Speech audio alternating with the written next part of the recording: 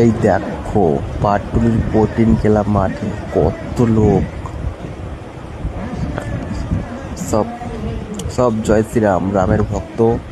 এখানে বিরাট বড় বড় সেট আপ এসছে। এখানে পরস্পর দুটো আছে, এই সাইডে একটা আছে, এই সাইডে আছে, ওই সামনেও আছে।